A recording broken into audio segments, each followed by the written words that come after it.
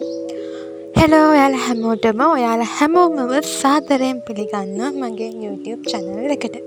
ඉතින් මං ගැන විස්තර ඇයි මං YouTube channel එකක් පටන් ගන්නේ මේ හැම දෙයක් ගැනම මම ඉස්සරහට කියන්නම්. ඉතින් අද මම econ subject එක තමයි පාඩම් කරන්නේ. මොකද මට අංක 40ට exam තියෙනවා. ඉතින් මම මුලින්ම කරන්නේ චුට්ටක් econ subject එකේ පාඩම චුට්ටක් memorize කරගන්න එක තමයි මම මේ කරන්නේ. ඉතින් මම A-level student කෙනෙක්. මම කරන්නේ art stream එක. මේ අවුරුද්දේ තමයි මගේ A-level exam තියෙන්නේ. මම කරන subject ගැන කිව්වොත් මම econ, media සහ ICT කියන විෂයන් තමයි කරන්නේ. ඉතින් අද night study එක තමයි අද ඔයාලට මම අරන් හිතන් ඉන්නේ. මම 10:45ට තමයි පටන් ගත්තේ. මම කොහොමද නිදාගන්නේ පාන්දර 2:00 විතර වුණා.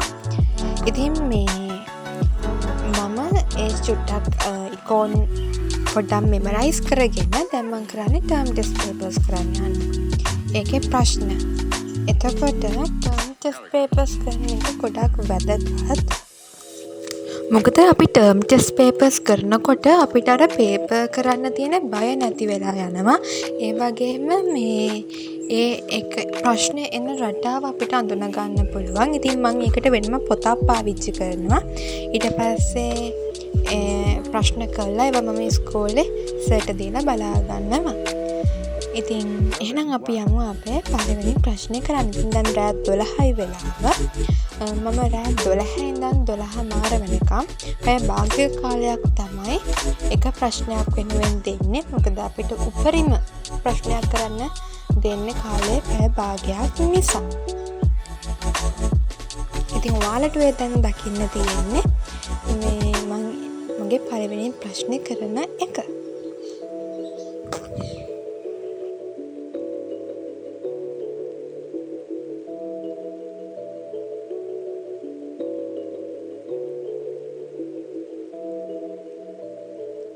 ඉතින් ඔය දැන් මම පටන් ගන්න තියෙන්නේ මගේ දෙවැනි පැය භාගය. ඉතින් මගේ දෙවැනි ප්‍රශ්නේ තමයි දැන් මම කරන්න යන්නේ. ඉතින් මෙහෙම ප්‍රශ්න කරගෙන යද්දී අයියෝ දැන් ඇති කියලා හිතෙච්ච වෙලාවල් නම් ගොඩක් තිබ්බා.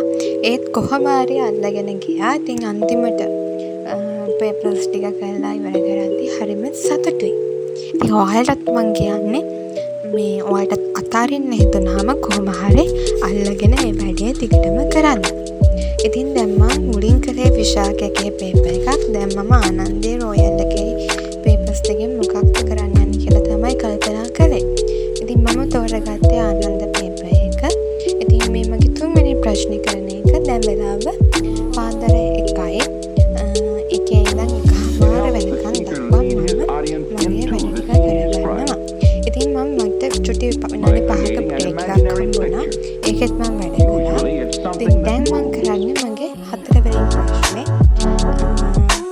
එතෙන්දී මම විශාඛයි ආනන්දේ ප්‍රශ්න පත්‍ර දෙකේම දෙවනි පාඩමෙන් එන ප්‍රශ්න 4ම මම කරලා ඉවර කළා.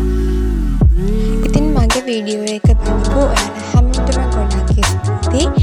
ලස්සන වීඩියෝ එකකින් ඔයාලා හම්බ වෙන්න බලාපොරොත්තු වෙන්නේ. අදට සමුගන්නවා. ඉතින් බොහොමත්ම ස්තුතියි.